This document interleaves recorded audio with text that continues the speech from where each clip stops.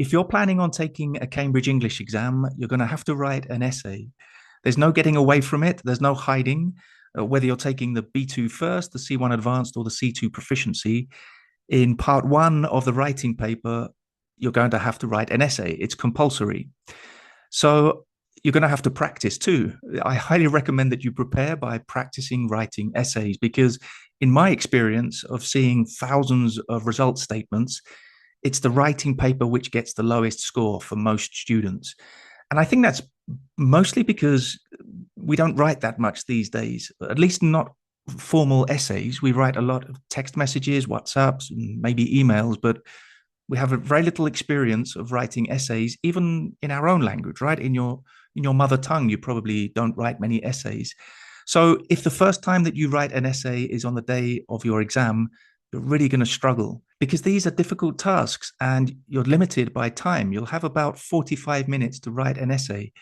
And if you don't know what you're doing, you're going to struggle. So where do you start? That's probably the question you're asking yourself, right? Well, apart from my videos and other English teachers' videos on YouTube, which are all very useful, I recommend you read some of the sample answers that you can find on the Cambridge website and in the teacher's handbook, which you can download for free. And there you'll get some ideas of what to do, how to write a good essay, or perhaps what not to do, because some of the essays are not that great. But you'll see the examiner comments, so you'll get an idea. And that's what I want to do today. I want to look at one particular essay, which you can find on the Cambridge website, which is a real sample answer. It's an example of an answer to a real task from a real exam. But it's become a little bit famous among those of you who are preparing for the C2 Proficiency Cambridge English exam in particular, because it gets maximum scores according to the examiners. So I thought this would be a good one to look at, so I can explain what this student did well, why they got maximum scores in each of the criteria, and what you can take from this essay and implement in your own essays. But also it comes with a word of warning that just because this essay got maximum scores, it doesn't mean it's perfect. It got 5 out of 5 for all the criteria in the C2 Proficiency exam. So you might think, well, this must be a perfect example of an essay. It's not. In fact, there are quite a lot of areas in which I think it could be improved. So let's have a look at it. So if you want to pause the video now just to have a quick read through the essay yourself, and think about what you like about the essay, what you think this candidate did particularly well, and maybe think of what you would have done differently, because, as I said, it's not perfect. So there are areas which can be improved. We're going to look at this in detail, taking into consideration all the marking criteria. So as you can see, this candidate got 5 out of 5 for the content criterion, 5 out of 5 for the communicative achievement criterion, 5 out of 5 for the organization criterion, and 5 out of 5 for the language criterion. Amazing, right?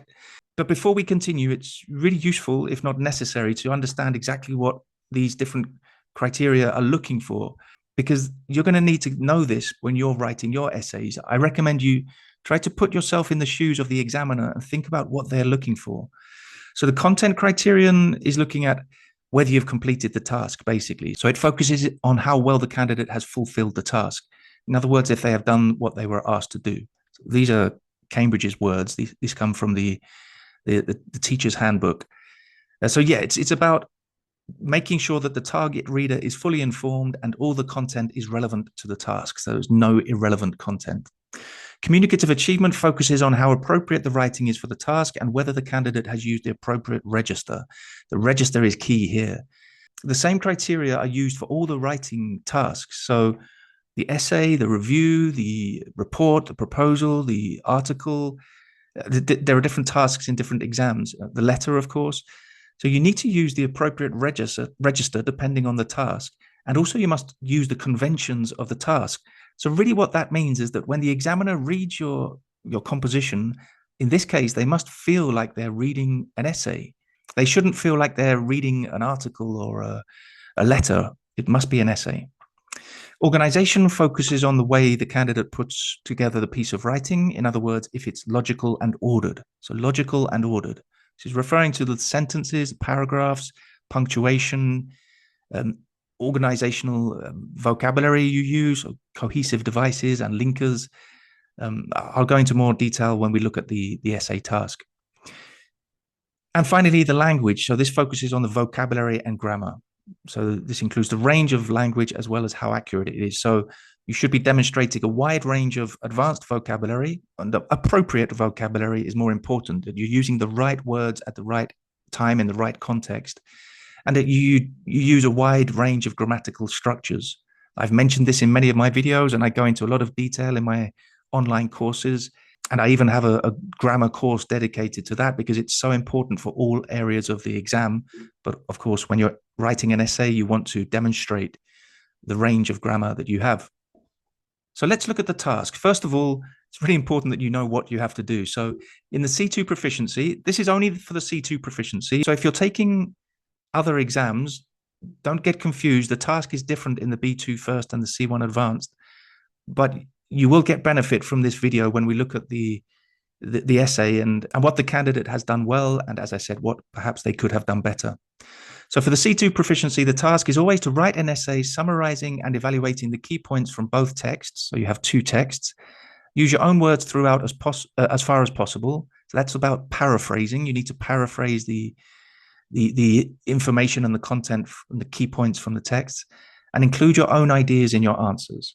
Okay, so that's always the task. So there will be two key points in each text, which you need to identify, summarize, and evaluate. So let's make this a bit bigger for you so you can see it better. So let's quickly read these texts, and I'm going to tell you what the key points are that you need to summarize and evaluate. So shifting sands behavioral change. Nowadays, in some cultures, there may often be confusion between generations about what is acceptable behavior in certain situations. In this case, this opening sentence is really the first key point. You can identify that straight away. That's obviously important. Older people sometimes complain, for example, about the real or imagined rudeness of others, such as in the use of electronic devices in public places. Okay, so this is just kind of a continuation, right? They're giving more detail or an example. Literally, they've said it's an example, so it's not really the key point if it's an example. It's continuing from the key point. And then, however, the younger generation do not regard electronic communication as intrusive, but rather as fundamental to their way of life. So again, that's continuing the same example. It's contrasting the older and younger, the different generations. So this isn't really a key point. It's a continuation of the key point, the first key point.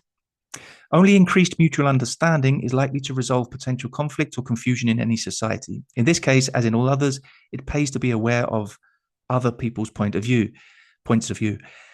So in this case, the second key point is here. Only increased mutual understanding is likely to resolve potential conflict or confusion in any society. And then again, this last sentence is just a continuation of that key point. So these are the two key points that must be summarized and evaluated from the first text. In the second text, so we need to do the same. We need to identify the two key points in this text. And by the way, the two texts will always be on the same topic, the same theme. Sometimes they'll be contrasting each other, so they'll have contrasting points of view. Sometimes they'll be supporting each other, or sometimes they'll just be looking at the topic from different perspectives. So follow my leader. Should we always aim to do what society expects of us? So we're starting with a rhetorical question. So I wouldn't say this is the key point because it's a question, right? That this author hasn't made his or her point yet. Now, no, what society needs is individuality. So I think that's quite clear. That's the first point. What society needs is individuality. It's a very clear point. Worrying about what other people think inhibits enthusiasm and creativity. Nothing new is ever achieved by conforming to expected social norms. So again, this is kind of a continuation of this first point. It's similar to the first text. It's just developing the point a little bit more. This is not only true for society's innovators. Everybody needs a strong sense of their own worth as an individual. So again, yeah, all of that is just expanding on the original main point. It's all important, and you may choose to evaluate all of this if you can. This is essential for psychological well-being and the ability to function effectively in one's personal and professional life. So yeah, I think this is the second main point, because referring to psychological well-being and the ability to function effectively, this is a different point to the first one, right? Of course, it's related and it's supporting that first point, but it's another key point. Paying too much attention to society's conventions can be counterproductive in these and other ways. So again, that's kind of supporting or expanding on that second key point. So now we've identified the key points. In your exam, I recommend you underline in the paper-based exam, you can underline directly on the paper the key points. In the computer-based or the digital exam, you can highlight the key points on the screen. So now let's look at the candidate's response again. So we're going to read it now, and I'm going to tell you where I think this candidate has addressed those key points in their composition. And I'll explain what they've done well and what I think could have done better, although they got maximum scores. So the introduction paragraph: how should we behave in society? Should we follow social norms, or should we use our own individual judgment to decide what is the appropriate way to conduct ourselves? So this is the introduction. They've chosen to use 2 rhetorical questions for the introduction. I'll talk about that in a moment, but at the moment we're focusing on the content criterion. And that's kind of relevant, but it's the introduction, so you wouldn't expect the essay to contain too much detail on the key points in the introduction. But in this second paragraph, we do expect to see some reference to the key points. So some people find it very important to obey the rules of etiquette, to do what others consider proper. There are people, often the older generation, who get very upset when others do not follow social conventions, when they, for example, speak loudly on mobile phones in public places, or lick their fingers, or queue jump. Okay, so remember, this first point is, nowadays in some cultures, there may often be confusion between generations about what is acceptable in behavior in certain situations. So yeah, I think that's basically summarizing that first key point. For me, they haven't really completely summarized it, because the key point was the confusion between generations. And this candidate has spoken about older generations, but hasn't really contrasted that with the younger generations. But obviously for the examiner, it was sufficient. And there is some kind of evaluation here. It's a bit of a clumsy sentence here with the punctuation, but again, we'll look at that in a moment. But again, for the content criterion, that's enough to address the first key point for the examiner. For me, I think it lacks a little bit of evaluation, but this next paragraph, it continues. However, it should be noted that the things that irritate people will vary from one society to the next. So here, the candidate is really developing their own ideas. This is not mentioned in the text. This is just the candidate's own ideas, which they should include, so that's correct. But I wouldn't say that they've really finished evaluating the first key point. The rules of queue behavior, for instance, I'll talk about that mistake in a moment, are very different in London, Moscow, and Istanbul, and how it is acceptable to use a mobile phone differs considerably from one society to the next. Similarly, it is important to remember that social conventions change over time. Okay, still continuing with their own ideas. It was once considered improper to eat on the street, but now no one pays the slightest attention to someone walking along munching a sandwich or an apple. Again, this is the candidate's own ideas. They're developing a lot of their own ideas. In my opinion, and for you, I recommend you develop the evaluation or the summarizing and the evaluation of the key points, and include fewer of your own ideas. Again, this is quite difficult because this candidate got maximum scores. So you'll be thinking, how can I criticize an essay which got maximum scores? Well, as I said, it's not perfect. And this is one of the dangers. Many people use this essay as almost like a template. It's not that they copy it, but they take a lot from it. And although it's very, very good, you don't want to copy the bad aspects of the essay. But here at the end, the very end of this paragraph, the key to avoiding conflict, it seems, is imaginative empathy. So finally, just at the end of this paragraph, the candidate addresses the second key point in the text. Only increased mutual understanding is likely to resolve potential conflict or confusion in any society. Okay, let's continue. So these are basically the first 2 key points addressed and the candidate's own ideas. The next paragraph. In general, it is counterproductive to worry too much about what the socially acceptable way to behave might be in any given situation.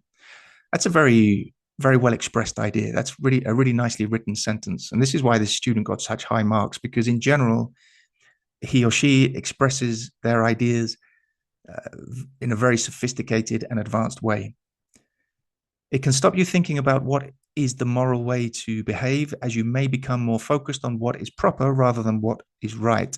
You can also start suppressing your own important individuality and originality as you become unhealthily anxious about what others might be thinking. Again, this candidate obviously has a very high level of English. and they express their ideas well. But again, we're focusing on the content criterion here. So here we can see it is counterproductive to worry too much about what the socially acceptable ways to behave might be in any given situation. So this is actually addressing the second point in the text first. This is essential for psychological well-being and the ability to function effectively in one's personal professional life. And here, this counterproductive, that they use the same vocabulary as the text, which if you can avoid it, I recommend you do avoid using the same vocabulary, because you're not going to get marks for just copying the vocabulary, but sometimes it's unavoidable. But you can see that's where the candidate addressed those. So you can become unhealthily anxious about what others might be thinking. That refers to the health issue that the text mentioned. And then the rest, well, kind of here, you can also start suppressing your own important individuality and originality. That's the only content that I can find in which the candidate addresses the first key point in the second text. Because if you remember, the first key point was what society needs is individuality. And then it develops with worrying about other people, what other people think inhibits enthusiasm and creativity, etc., which is also referred to here. It can stop you thinking about what is the moral way to behave as you may become more focused on what is proper. So yeah, basically this candidate has addressed and summarized and evaluated to a certain extent the key points. Obviously, it's sufficient, as I said. Now, one thing that is quite interesting about this essay regarding the content is that this candidate doesn't actually specifically say, in the first text, the author mentions blah, blah, blah. In the second text, the author refers to blah, blah, blah. In this text, the candidate doesn't refer to the text directly at any point. And that's quite a sophisticated way to write. Now, you can refer to the text directly, as I just said, in the first text, the author, blah, blah, blah. That's going to demonstrate to the examiners that you've identified and you're summarizing and evaluating the key points. But if you can do it without doing that, without directly referencing the texts that you're summarizing, great. As you can see, this candidate does it effectively. So that's the content criterion. And this is so important because if you can get 5 out of 5 for the content, then that's 25% of the marks. And it really has very little to do with your English level. It's just about whether you've really paid attention to the task and you've completed the task without any irrelevant content. So, these 25% of your marks are so valuable. If you get those in the bag straight away, then you have more room for mistakes later, which hopefully you won't make. But let's move on to the communicative achievement criterion. Remember, that's looking at whether the candidate has used an appropriate register and used the conventions of essay writing. So yeah, in general, obviously, because they got maximum scores, this candidate has used an appropriate register. For an essay, you should use from a neutral to a formal register. So it can be relatively neutral. In fact, this text in some places is quite informal. I would say it's almost too informal. For example, walking along munching a sandwich. It's great vocabulary. That's very advanced. But it's not really academic vocabulary. But again, obviously for the examiner, it was okay. They considered it appropriate. Even this one, but now no one pays the slightest attention to someone. To pay the slightest attention. Again, it's quite conversational, quite colloquial. It's really important to be consistent with your register. So if you choose a more neutral register for your essay, that's fine, but be neutral from beginning to end. If you choose a more formal register, it's fine, but be consistent. Use the formal register throughout. Now, as I said, the communicative achievement criterion also looks at whether you followed the conventions of essay writing. So an essay should have an introduction, 2 or 3 main body paragraphs, and a conclusion. So in this case, the candidate's chosen to use rhetorical questions in the introduction. The examiner actually highlights this as a positive in the examiner comments. Again, this is a problem that I've seen when students send me essays. I think they've read this essay and seen that rhetorical questions are good, and they've put like 4 or 5 rhetorical questions in their essay. No, it's okay. It's an okay technique for the introduction, but not for the main body of the essay. be very sparing in your use of rhetorical questions. Now, there are many ways to write an introduction. Really, the more sort of traditional way is to sort of introduce the topic, right? In some ways, summarize what you're going to be writing. There's a lot of summarizing and paraphrasing in this task. But this candidate has kind of done that in question form. So obviously that's fine. But one thing that I'm really quite surprised that the examiners didn't mark this candidate down for, I thought they would have taken 1 mark away, is for the lack of a conclusion. As I said, in essay writing, one of the really important conventions of essay writing is to have a conclusion, to summarize what you've written. This text doesn't have a conclusion. Really, for me, this is not a conclusion. I didn't read it earlier because we'd finished with the content, but the rules that do not and should not change are those regarding behavior that has an effect on others.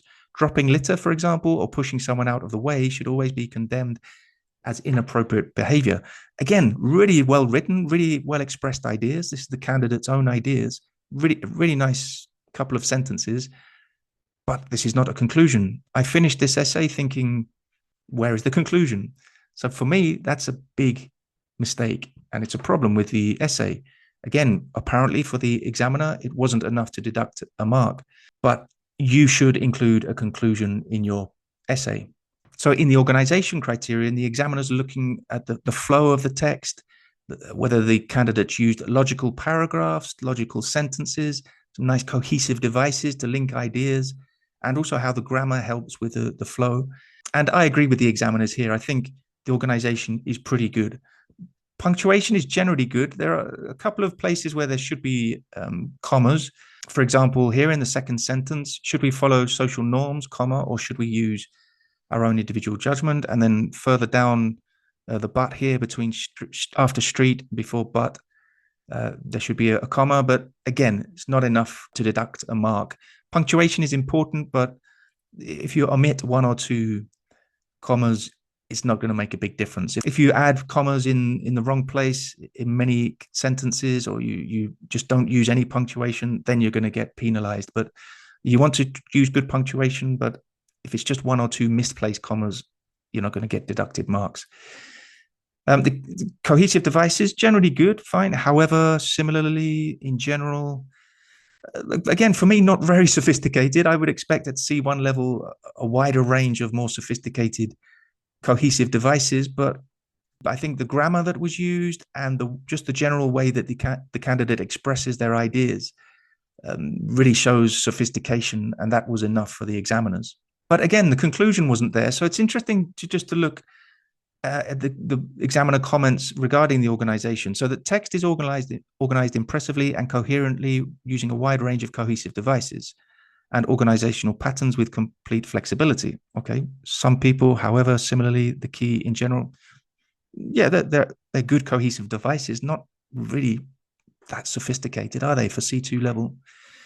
Paragraph divisions clearly support the internal organization of the argument, which integrates evaluation of key points and writer's own views subtly and fluently. Yeah, that's true. I agree with that.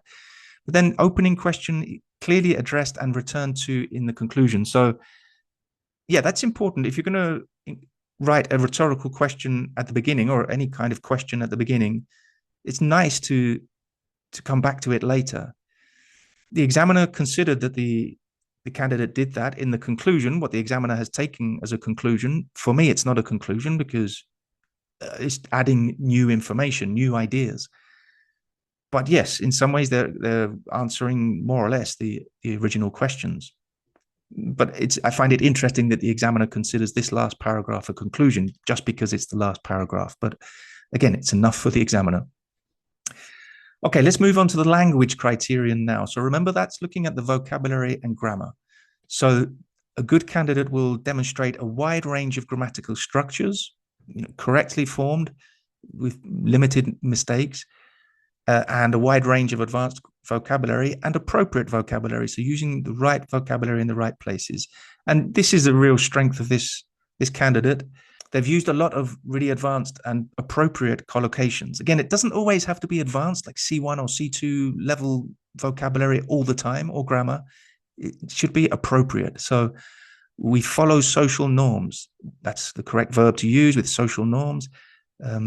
our own individual judgment, the way to conduct ourselves, important to obey the rules of etiquette, get very upset, do not follow social conventions. Things like lick their fingers or cue jump, that's good vocabulary, but slightly more colloquial. Also, the grammar, I looked at this in another recent video, the use of the passive voice. It should be noted. That's very important. They've used the appropriate vocabulary here. It was once considered, later. Munching a sandwich, as I said, that's good vocabulary, maybe a little bit colloquial. In general, it is counterproductive. As I said, this is taken from the text, so they're not going to get more marks for that. You can also start suppressing your own important individuality and originality and become unhealthily anxious about what others might be thinking. As I said, that's a really nice way of paraphrasing what was said in the main text. And going back to the previous paragraph 2, the key to avoiding conflict. The key to avoiding conflict, it seems, is imaginative empathy. That's really nice and sophisticated. And as I said before, that last paragraph is excellent. It's really well written. But there are a couple of mistakes. As I said, behavior. The I is missing from behavior. Now, this will probably be considered a slip. So one little spelling mistake in an essay will not be penalized. The examiners are quite forgiving, surprisingly, for this. They will consider this either a typo if you're doing the digital exam or just a slip, just something you've overlooked. It's not a real fundamental mistake. It's not that the candidate necessarily doesn't know how to spell behavior. They've just forgot to put the I in. But then later in the same sentence, for instance, are very different in London, Moscow, and Istanbul, and how it is acceptable to use a mobile phone differs considerably from one society to the next. I would have written, and how acceptable it is to use a mobile phone differs considerably. So this is not a perfect essay, as I said, but it's good enough. For example, in the previous paragraph where they've written, speak loudly on mobile phones in public places, or lick their fingers, or cue jump, I think it would have been more appropriate to use a comma here. So on mobile phones in public places, comma, lick their fingers, or cue jump. 2 ors there. Maybe the candidate was using that repeating or for emphasis, but I think a comma would have been better. So yeah, a really good essay. Use it as a reference if you like, but always keep in mind that it's not perfect. Just because it got maximum scores, it doesn't mean it's perfect. And don't forget that in my online Cambridge English exam preparation courses, I go into a lot more detail. And we look at the part two tasks of the writing, because there is a part 2 and you need to know how to do that. And of course, the reading and use of English, the listening and the speaking too. Link is in the video description for that. Let me know if you like this video, and I'll make others on the C1 Advanced and the B2 First, and I'll see you very soon for another video.